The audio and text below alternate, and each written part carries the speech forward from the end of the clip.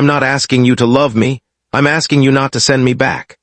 Emma Carter stood barefoot on the marble steps of a mansion she had never seen before, clutching a worn canvas bag against her chest. Rain soaked her hair. Her hands were trembling. Behind her, her stepmother, Vivian, smiled as if she had just completed an ordinary business transaction. "Here," Vivian said, holding up $100 bill. Then she looked at the man standing in the doorway. "Deal's done." Emma stared at her. "You sold me," Vivian shrugged. "You needed a place to stay. He needed someone to help with his daughter. Everybody wins." Emma's heart sank. She had expected Vivian to be cruel. She had expected insults, manipulation, and another night sleeping in the tiny room above the garage. But she had never imagined her stepmother would put a price on her. $100. That was all Vivian believed Emma was worth. The man in the doorway said nothing. He was tall, broad-shouldered, and impeccably dressed in a charcoal suit. His dark brown hair was slightly wet from the rain, and his hazel eyes studied Emma with an expression she couldn't understand. His name was Daniel Brooks. To Emma, he was simply a wealthy single father who had supposedly paid Vivian for a live-in helper.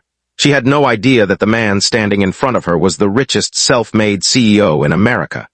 And Daniel had no idea that the woman Vivian had just sold to him was about to change his entire life.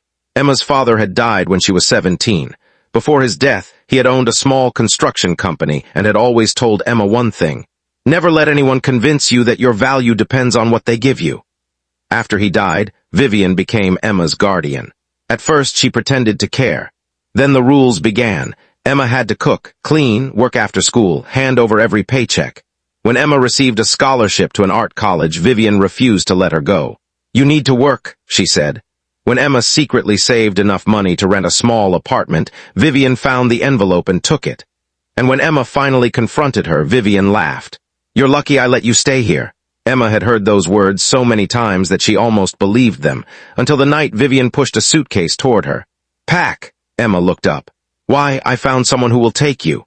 Emma's stomach tightened. "Take me where?" Vivian didn't answer. Now Emma knew. She had been taken to Daniel Brooks, and Vivian had accepted $100. Daniel stepped aside. "Come inside." Emma didn't move. "Why?" "Because you're freezing." "I can leave." Daniel looked at Vivian. "She didn't tell me you were frightened." Vivian rolled her eyes. "She always acts dramatic." Daniel's expression hardened. "Go home, Vivian." Vivian smiled. "After you paid me?" Daniel pulled out his wallet and handed her the $100 bill. "Take it." Vivian's eyes lit up, but before she could turn away, Daniel added, "And don't come back." Vivian stared at him. "You're making a mistake." "No." Daniel looked at Emma. "I think the mistake was trusting you." Vivian left. Emma remained frozen on the steps. Daniel looked at her. "You can leave too," she blinked. "What? You heard me. But you paid her." "I paid her because I wanted you away from that house." Emma stared at him. "You don't even know me." "No," Daniel's voice softened. "But I know what fear looks like." He opened the door wider. "You don't belong to me, Emma," she swallowed. "Then why did you bring me here?" Daniel hesitated. "Because my daughter needs help." Emma looked surprised. "You have a daughter?" "Yes." "How old?" 10. Emma nodded slowly. Daniel continued. "She has struggled since her mother died. She refuses every nanny we hire. She barely speaks to anyone outside school." Emma looked down at her soaked shoes. "I don't know anything about children." Daniel almost smiled. "Neither do I." For the first time that night, Emma almost laughed. The next morning, Emma met Lily. The 10-year-old girl sat alone at the breakfast table, drawing in a notebook. She barely looked up. Daniel placed a plate in front of her. "Morning." Nothing. "Lily." Still nothing. Emma quietly entered the kitchen. Lily glanced at her. "Are you the new nanny?" Emma smiled. "No." "Then why are you here?" Emma thought for a moment. "I'm not completely sure." Lily looked at Daniel. He sighed. "She'll be helping around the house." Lily returned to her drawing. Emma noticed something, a beautiful pencil sketch of a little girl standing beneath a tree. "You drew that?" Lily nodded. "It's good. Everybody says that." Emma smiled. "Then everybody is right." Lily looked up. "You draw a little. Prove it." Daniel raised an eyebrow. Emma laughed softly. "Okay." She sat beside Lily and picked up a pencil. Within minutes, she added a small bird to Lily's drawing. Lily stared at it. "You made it better." "No," Emma shook her head. "I just added something you forgot." "What?" "A little hope." Lily smiled. It was the first time Daniel had seen her smile in weeks. He watched from across the kitchen. Something inside him shifted. Days became weeks. Emma helped Lily with her drawings. She cooked meals. She organized the house. But more importantly, she slowly became someone Lily trusted. One afternoon, Lily ran into the kitchen holding an envelope. Emma turned. What happened? I got accepted, Emma hugged her. Accepted where? The youth art program, Emma's eyes widened. Lily, that's amazing. Daniel entered the room. What happened? Lily ran to him. I got in. Daniel looked at the letter, his face softened, then he looked at Emma. You did this? Emma shook her head. No, she did. Daniel smiled. You gave her the confidence. Emma looked away. She wasn't used to receiving credit. That night, Daniel found her sitting alone on the back porch. You okay? Yes. You're lying. Emma smiled faintly. I'm just thinking. About what? She looked toward the garden. About how strange life is. Daniel sat across from her. A month ago, I thought I was worthless. Daniel's expression changed. Who told you that? My stepmother. She was wrong. Emma looked at him. You don't even know me. I know enough. Daniel paused. You're kind when nobody is watching. You work harder than anyone I've met. You never ask for anything. And somehow you made my daughter believe in herself again. Emma's eyes filled with tears. You don't have to say those things. I know. Then why are you? Because somebody should have said them a long time ago. Emma looked down. A tear slipped down her cheek. Daniel didn't touch her. He simply stayed. And somehow that was more comforting than anything else. But Vivian wasn't finished. One afternoon, Emma received a phone call. Your father left something behind. Emma froze. Who is this? A lawyer? The lawyer told her that her father had created a private trust for her before his death, but Vivian had never mentioned it. Emma met the lawyer the next day. The trust contained enough money to change her life. But there was something else. A letter. Emma opened it with shaking hands. Her father's handwriting appeared on the page. Emma, if you're reading this, I hope you've become the strong woman I always knew you would be. She began crying. The letter explained that he had never wanted Emma to depend on anyone. He had wanted her to have the freedom to choose her own life.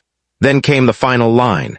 If someone ever makes you feel worthless, remember this, your worth was never theirs to decide. Emma couldn't breathe. For years she had believed Vivian's words. Now her father had finally answered them, but Vivian discovered the trust. She returned to the mansion. This time she wasn't smiling. You're taking my money? Emma stood at the doorway. It was never yours. Vivian's eyes narrowed. You wouldn't have anything without me. Emma almost believed the old fear. Then she remembered her father's letter. No. Her voice was quiet. But I wouldn't have lost so much of myself if I had listened to you. Vivian stepped closer. You think Daniel actually cares about you? Emma didn't answer. Vivian laughed. He's a billionaire. Men like him don't fall for women like you. Daniel appeared behind Emma. That's enough. Vivian turned. You stay out of this. Daniel's voice remained calm. You came into my home. Vivian pointed at Emma. She belongs to me. Daniel's expression hardened. No one belongs to anyone. Vivian stared at him. You paid me for her. I paid you to get her out. And now she's going to take her father's money. Daniel shook his head. No, he looked at Emma. She is going to take back what was always hers. Vivian's face fell. Daniel continued. And if you try to threaten her again, my attorneys will handle it. Vivian left. This time Emma didn't watch her disappear. She simply closed the door. Several months passed. Emma opened her own design studio using part of her father's trust. She didn't depend on Daniel. She didn't need to. Daniel respected that, and that was exactly why she began falling for him. Their relationship wasn't built on money. It wasn't built on rescue. It was built on small moments. Coffee before sunrise. Long conversations after Lily went to bed.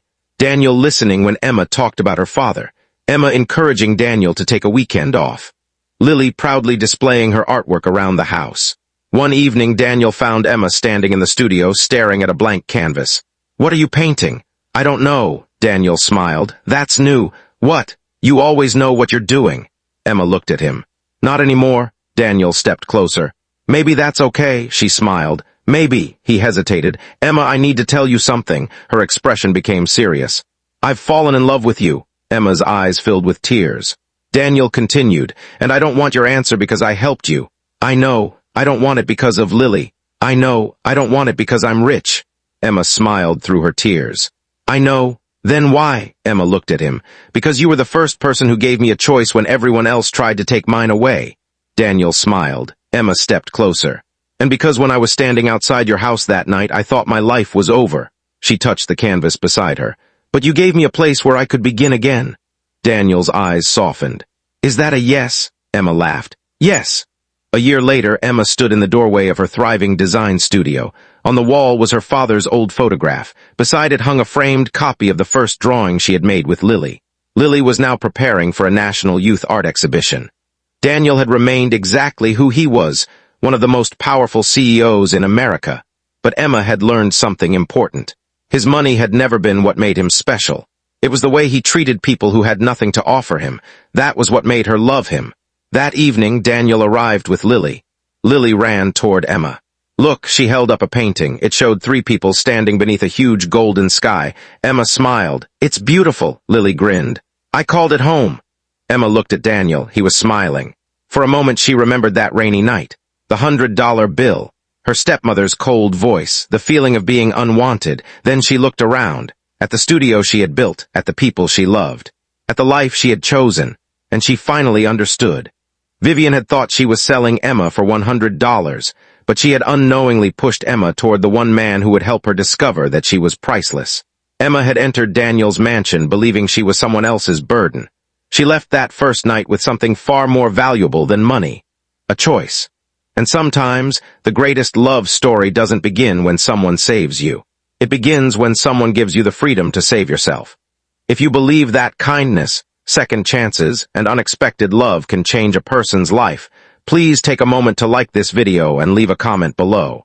Share it with someone who still believes in compassion and hope. And don't forget to subscribe to Whispered Love for more emotional, heartwarming stories that stay with you long after the ending. Some people put a price on your worth, until the right person comes along and reminds you that you were priceless all along.